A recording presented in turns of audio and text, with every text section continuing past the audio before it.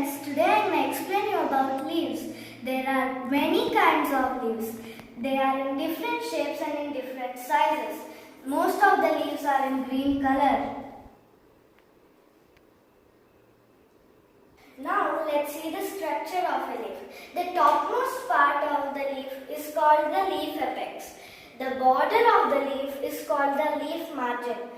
The thick vein that runs through the center of the leaf is called the midrib. The thin and flat surface of the leaf is called lamina. That run parallelly from the midrib is called the side vein. The thinner lines that run parallelly from the side veins are called veinlets. The part of the leaf which connects the leaf blade to the stem is called petiole. The petiole carries water from the main stem to the parts of leaf. The place where the leaf is connected to the stem is called the leaf base. If you see in the underside of the leaf with a microscope, you will see tiny pores. The tiny pores called stomata. Stomata helps in exchanging of gases, that is, taking in carbon dioxide and let out oxygen. It is also called as the lungs of the plant.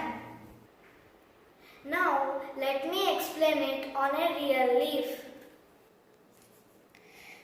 In this is the leaf base. The place where the leaf connected to the stem is called the leaf base.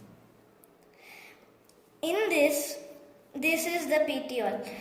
The place where the leaf blade is connected to the leaf stalk is called the petiole. Of the leaf is called the leaf apex. The outer part of the leaf is called the leaf margin. This is the midrib. The thick veins that run through the center of the leaf is called the midrib. These are side veins. The lines that run parallel to one another from the midrib are called side veins. These are veinlets.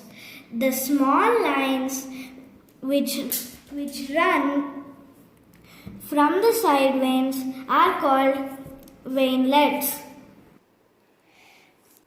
This green color is because it contains chloroplast, and chloroplast contains green pigments called chlorophyll. This is all